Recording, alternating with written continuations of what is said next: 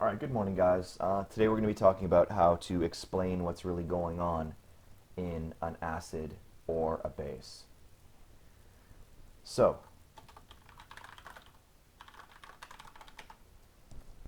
we've already seen one version of a theory to explain acids and bases, and that theory was a theory called arrhenius theory,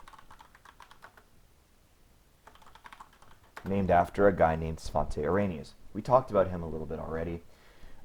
He's the guy who figured out or characterized solutions based on their conductivity. And so he was the guy who figured out that molecular compounds don't conduct electricity in water, but ionic compounds do. He also figured out that acids ionize and ionic compounds dissociate. Remember, those are very, very important, different things. Remember that the concept of ionization is, at the start you're not made out of ions, but at the end you're split apart, made out of ions. Dissociation, you're made out of ions at the start, but the ions are stuck together, and at the end the ions are separated. So in both cases you end up with separated ions, but the way you get there is not the same. Ionization happens in covalent compounds when they form ions, but dissociation, the ions are already there. So our boy Svante Arrhenius, smart guy, his theory was that acids produce H plus ions and bases produce OH minus or hydroxide ions. Now, this theory was, it's decent. It explains a lot of things. Like it'll explain to me why a molecule like hydrochloric acid is an acid, because it's going to split apart into two ions, one of them being an H plus, the other one being a Cl minus. And then we're like, oh, boom, got him. This is why it's an acid, because it's an H plus. Great. This is explanatory. It explains the thing to me about why acids do that. By the same token, we could talk about this acid right here.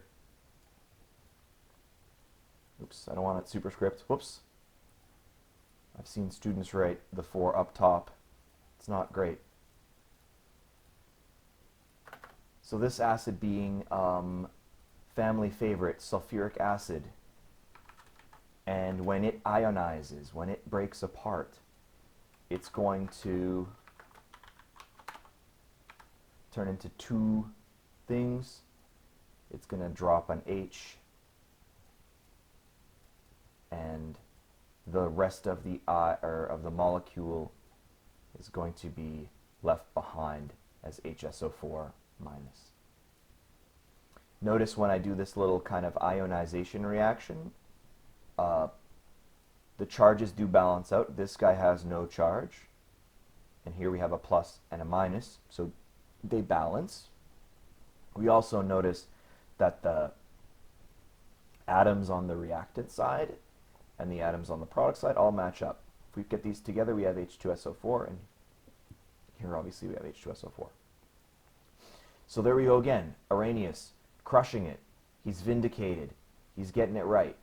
Acids are giving out H pluses all over the place. But then, okay, what about bases? So we talk about our typical base. This is actually like the model of bases. Sodium hydroxide. All right, when that guy goes into water, it's going to make an Na plus and an OH minus. Cool, like that makes sense. very hard to get that little negative superscripted. There we go. Nailed it. So here, we look and we're like, oh, look.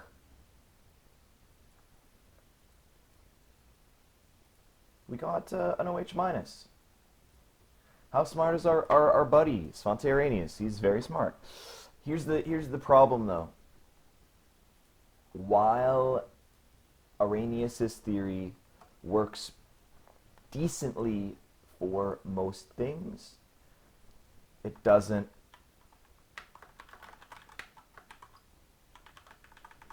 work all the time. So this molecule, ammonia, that's the stuff that's in Windex, and you can also buy it separately as a cleaner. That's a base. Take a second and look really close at that molecule. I am not seeing an OH on here.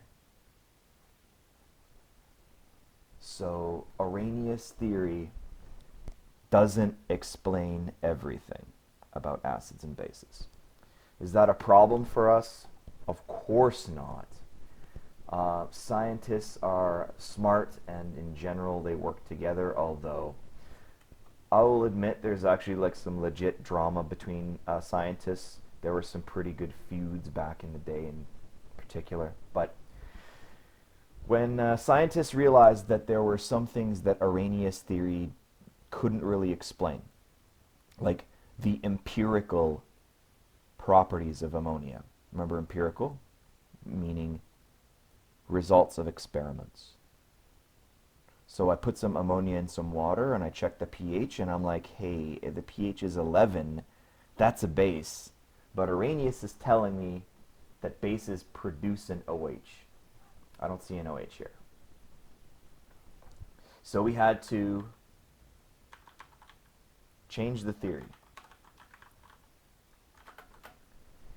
And this modification, this tweak to the theory, gives us more explanatory power. In other words, it gives us more power to explain what's going on in an acid or a base. And it revolves around, amazingly, the concept of solutions, which is what we've been talking about here in science, or sorry, in Chem 20 just recently, right? So we know that solutions, or at least aqueous solutions, are solutions that are in water. So modified Arrhenius is going to kind of give a little nod to the water in the solution. The water's doing stuff. It's not just a solvent. It's actually participating. It's doing a thing. So in modified Arrhenius,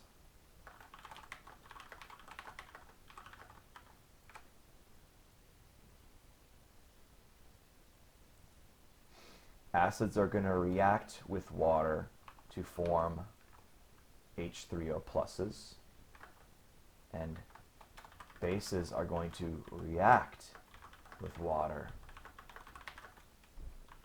to form our hydroxide. What does this little tiny tweak in the wording afford us? What does it do for us? I think it well, I mean, for a chemistry teacher who's got a degree in biochemistry, I mean, yeah, it's obvious to me. But it might not be obvious to everybody.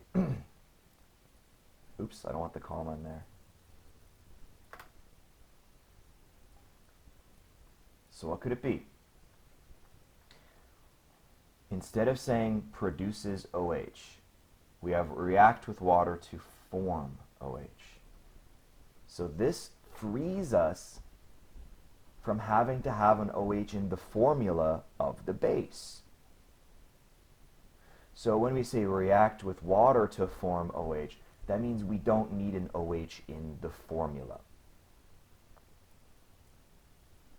So let's take a quick look at an acid reacting with water.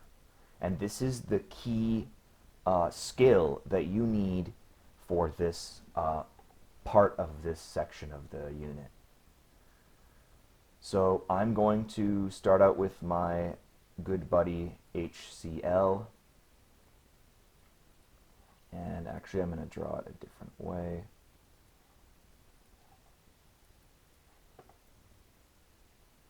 And I'm going to say that this is an aqueous solution. It is literally doing a chemical reaction with water. I know it sounds like weird, and it seems weird to think about water doing a chemical reaction, but water does chemical reactions. It can actually take an H or it can give an H. So in this case, it's going to take an H. So this H right here is going to get given to the H2O. And when it gets given to the H2O, we will have the formula H3O. And since this is an H plus ion, it's one of these bad boys right here, H plus, that means that when we add a plus to this, the charge goes up. So we will have H3O plus. That's our good buddy, the hydronium ion. Cool thing about the hydronium ion, just a little aside, I think I might have mentioned it in another video. The hydronium ion was theoretical until the 50s. Like, we didn't know. Like, think about if you think there's like a certain kind of animal, like Bigfoot, and there's no proof that Bigfoot like exists. The best way to prove that a Bigfoot exists, it would be if we captured one, right?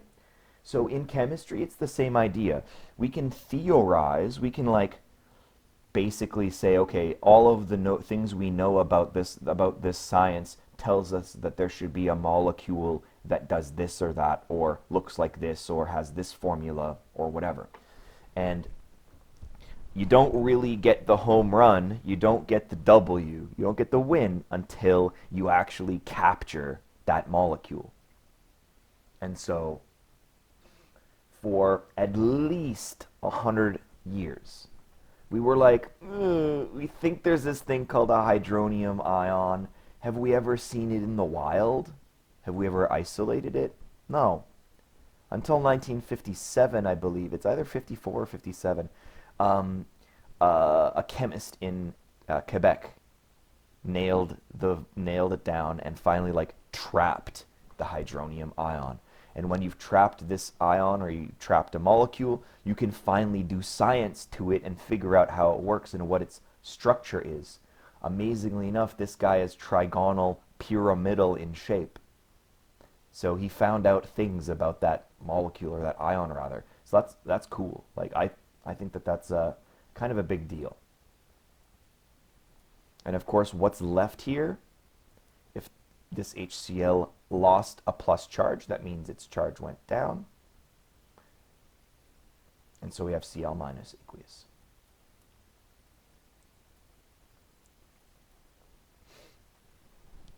So inside of this reaction, yes, water is literally acting like it's taking an H plus.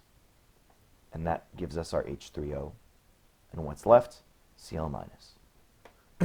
Let's do one more acid.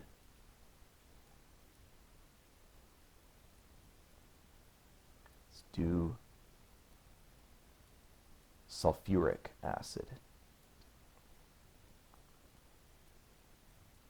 So same idea. We react it with a water molecule because it has to be in water. That's going to give us our hydronium ion. And I know it sounds totally like made up. I mean, I guess everything in science is technically made up, but the name hydronium sounds really fake. It just sounds like, oh, what are we going to call this? I don't know, the hydronium ion? But it is the scientific actual term for that ion. But it does sound kind of silly. It sounds like something like a 10-year-old would make up when they're lying about science. but it's real. So same concept. We're going to drop one of the H's. It's going to combine with the water molecule to form our H3O plus hydronium ion, and what's left over goes down by one charge and it loses a hydrogen. So H2SO4 becomes HSO4 minus. So these are acids working and dissolving in water and reacting with that water. What about, hey, you know what? If we look at this, this looks like another H could be given away. If you thought about that, and you were like, I know a couple students who will be watching this video, and you're like, can something happen to this guy too? Actually, yes. I'll write it down for you now, but I think we're really going to get into it in another video. So we have HSO4 minus plus H2O, and I'll write the states AQ.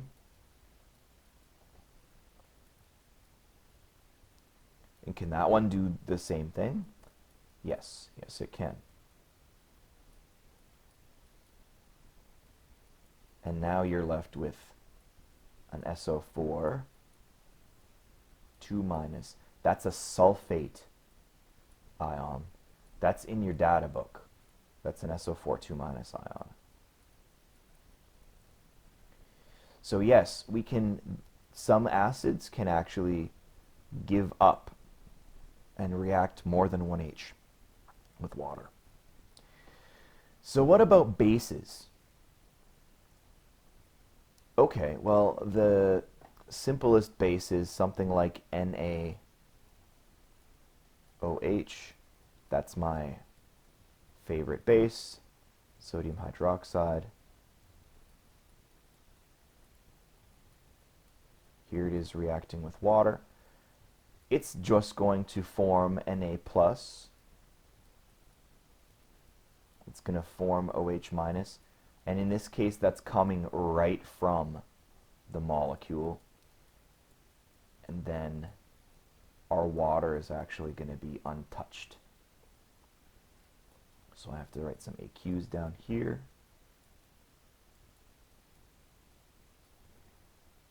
And I'm going to box my OH- in blue.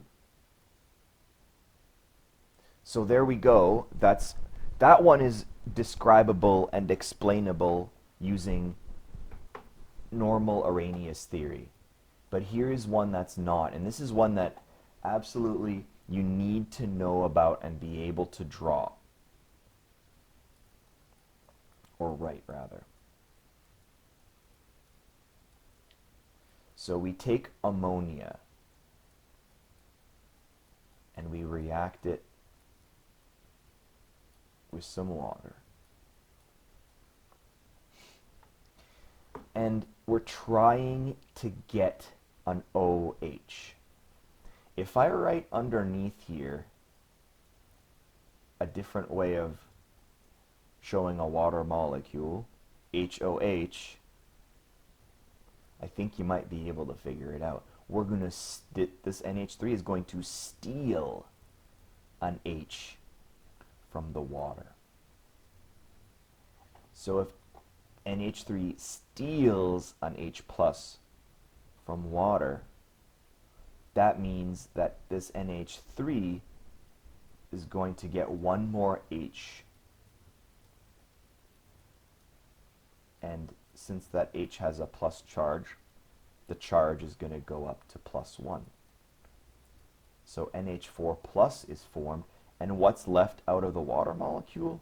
Oh, hey, look at that. There's an OH minus. Where did it come from? It came from the water molecule.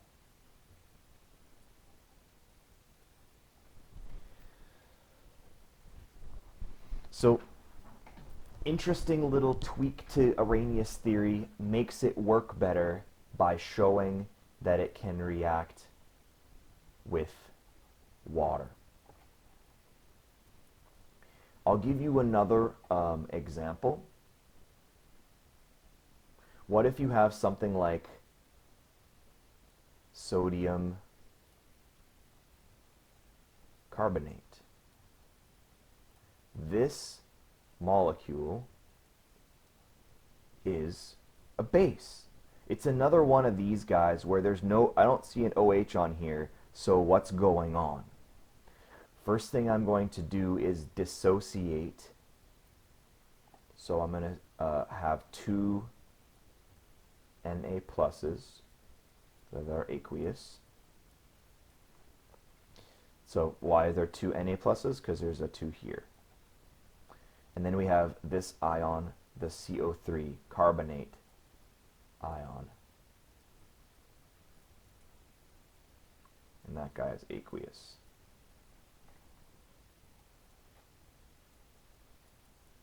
What happens after that? Well, now we can react this carbonate ion with some water. So CO3 2 minus plus H2O liquid. In this case, H2O is going to be an H plus giver.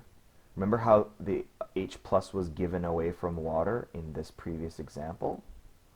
It's going to do the same thing here. So H2O is going to give up an H, which is going to give us this ion here, HCO3 minus aqueous. It's just a transfer of an H plus. And what's left from the water? A hydroxide. Hey, it's a base. This explains, again, why some things are bases even though they don't have OHs in the formula. And I'm going to just very, very, very, very slightly give you a tiny, tiny toe into the future, be it Science 30 or Chem 30. So our knowledge of acids and bases in Chem 20 kind of ends with modified Arrhenius theory. And modified Arrhenius theory is good. Like, it works great. But there are more, I don't think it's more complicated, actually. I think that there is a theory that is even more beautiful. Oops. With respect to acids and bases. And that's Bronsted-Lowry. And I'm going to just touch on it. So you don't have to listen to this stuff if you don't want to. You can kill the video now. It's actually Bronsted-Lowry with a little weird, the O with the line. I think he was probably Danish. Danish people be using that letter. But at any rate, Bronsted-Lowry acid-base theory is even more awesome.